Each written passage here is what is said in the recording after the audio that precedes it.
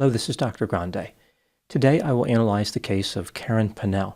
First I'll look at the background of this case, move to the timeline of the crime, then offer my analysis. Karen Ann Pannell was born on February 10, 1964, in Germany.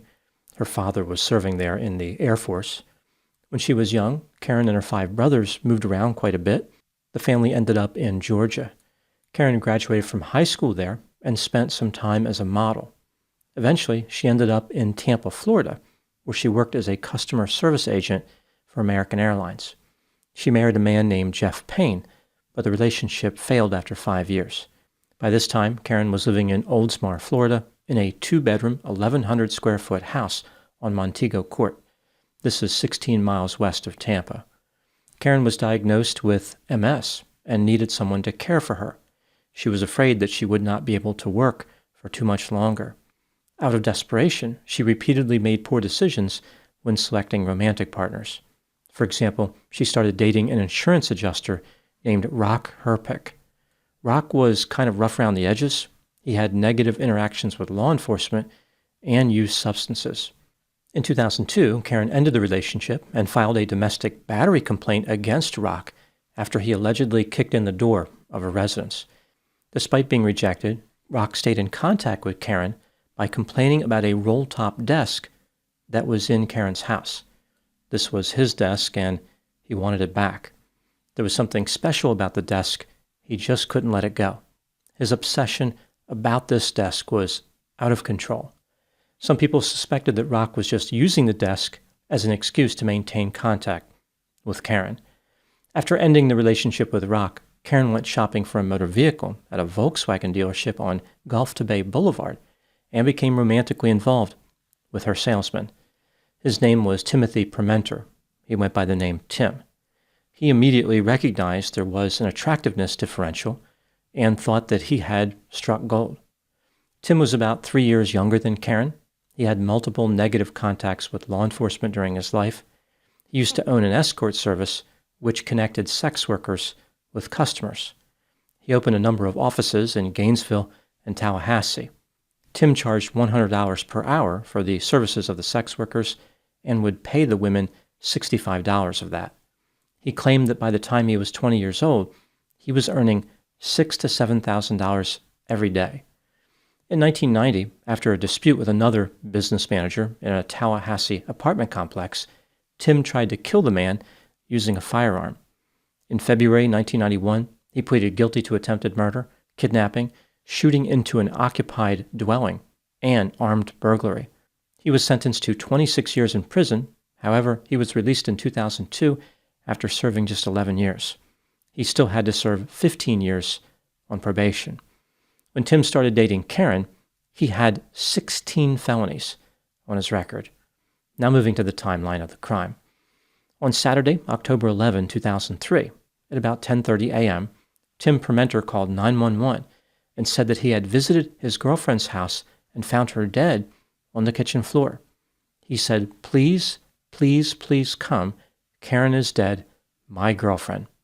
When the police arrived, Tim appeared to be upset, even vomiting in the front yard.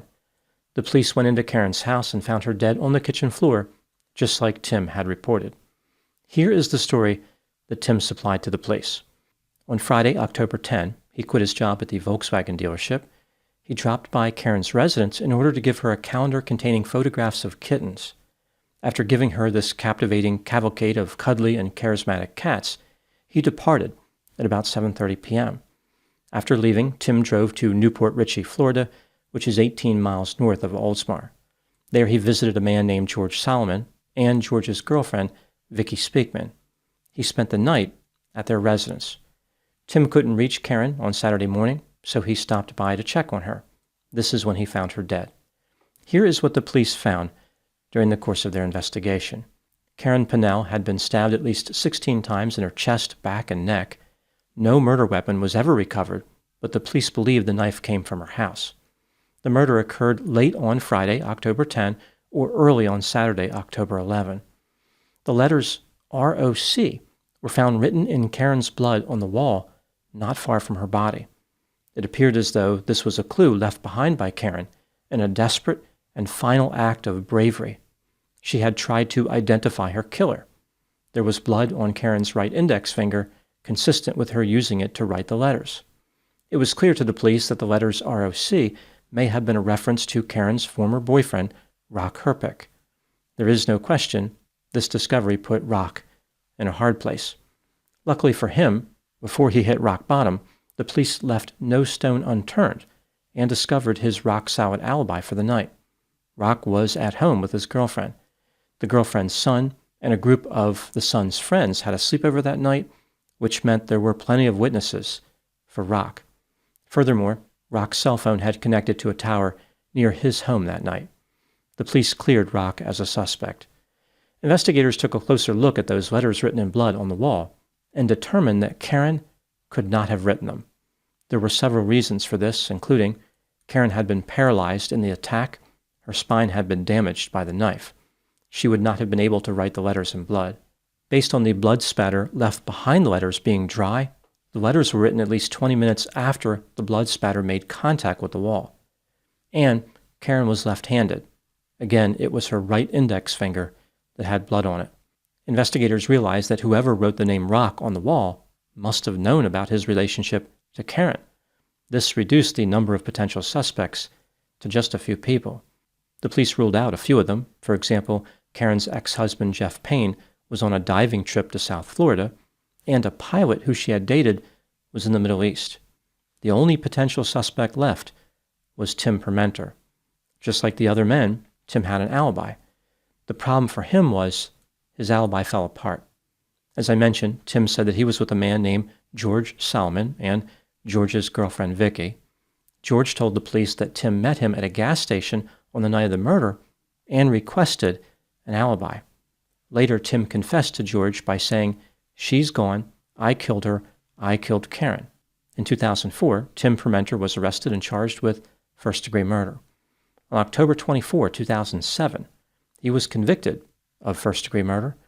In November of that year, he was sentenced to life in prison without the possibility of parole. In 2018, Rock Herpick died at the age of 60. It does not appear as though he was ever reunited with his one true love, the roll-top desk. Now moving to my analysis. Tim Permenter maintains his innocence. He claims that the police only targeted him because he had a serious criminal history. People like him can never escape from their past. The state, of course, disagrees. They acknowledge the evidence was circumstantial, but maintain the case against Tim was still strong. This brings me to the question, was Tim guilty of murder? Let's take a look at the evidence, both for and against the idea that he was guilty, starting with the inculpatory factors. Tim Permenter was a serious and violent criminal offender who had 16 felonies on his record. Considering how he had been convicted of attempted murder, it stands to reason he was capable of completed murder. Tim had a history of lying. He told Karen that he was a Navy SEAL who had conducted top-secret missions. Karen had been stabbed at least 16 times, and nothing was taken from her residence. This was probably not a burglary gone bad. Rather, she was attacked by someone who specifically had a desire to end her life. The letters written in blood referred to a man who could not have been the killer, and Karen could not have written the name after being stabbed. Tim was one of the few people who would have known to use the name Rock to distract the police. The other potential suspects were ruled out because they had alibis. While Tim was at the crime scene with the police, he called one of Karen's coworkers and told her that Karen had been stabbed. How could Tim have known that Karen was stabbed by just briefly looking at her body? The police had not figured out the cause of death at that point. Tim told the police that he was with a man named George Solomon and George's girlfriend. George told the police that Tim asked for an alibi and confessed to killing Karen. Tim originally said that he left Karen's house at 7:30 p.m., but his fingerprint was found on a pizza box, which was delivered at 8:48 p.m.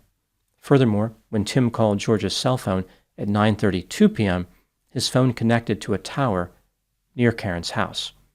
Eventually, Tim changed his story and said he must have been there later than he thought. He stated that he has always been bad with the time of day and the days of the week. Moving to the exculpatory factors, there were no witnesses to the murder, no video. Anyone could have been the perpetrator. Karen was not only romantically active, she was desperate to have a romantic partner and repeatedly selected inferior partners. Maybe the killer was a lover the police never discovered. No physical evidence tied Tim to the crime scene beyond that which one would expect to find based on the final version of a story. For instance, there was his fingerprint on that pizza box, but Tim eventually admitted that he was there when the pizza was delivered. There was no blood on any of Tim's clothing or in his vehicle, despite the crime scene being covered in blood. The story that George Solomon told the police seems a bit suspicious. If Tim had really asked him for an alibi and confessed to murder, why would George let Tim spend the night in his home where his girlfriend and daughters lived? When considering all the evidence in this case, do I believe that Tim Parmenter is guilty of murder? Yes, he is guilty, beyond a reasonable doubt. What do I think happened in this case? This is just a theory, my opinion. Tim Parmenter was self-centered, impulsive, irresponsible, manipulative, deceptive, vindictive, angry, aggressive, violent, cold, callous, sensation-seeking, possessed superficial charm, had a sense of entitlement, and was exceedingly creepy. He was a repeat criminal offender who was destined to end up in prison for life. It was just a matter of who he would kill to get there. After finding out that Tim had been convicted of 16 felonies and had been a business manager for sex workers, Karen decided that she no longer wanted to be with him. She may have been desperate for a partner, but she had a few other options. Tim was angered by this rejection. He was also angry because Karen started having sex with other men. Tim visited Karen's residence on Friday, October 11, 2003, in an effort to reconcile. The couple ordered pizza and talked, but then had some type of argument, probably because Karen would not take Tim back. Tim retrieved a knife from Karen's kitchen and stabbed her to death. At this point, Tim knew he was in trouble, mostly because of the murder part. He was an experienced criminal who had already spent a lot of time in prison. He did not want to enjoy an encore performance. Tim knew that the best way to avoid being arrested was to point the police in a different direction. Someone was going to pay for this. He needed to hand them a suspect. Karen had probably complained before about her former lover, Rock. Therefore, Tim selected his name to write on the wall in Karen's blood. This risky play was an all-or-nothing move. If Rock did not have an alibi and something else connected him to the crime scene, Tim may have been successful. As it turns out, Rock did have an alibi and no physical evidence connected him to the crime scene. Furthermore, it never occurred to Tim that Karen could not have physically written the message after he stabbed her. In Tim's attempt to pull off the perfect murder, he ended up making himself the number one suspect. It's not all bad news for Tim. He may be bad at telling time, but that is not an important skill when serving a life sentence. Those are my thoughts on the case of Karen Pannell. Thank you so much for watching. I'll talk to you soon.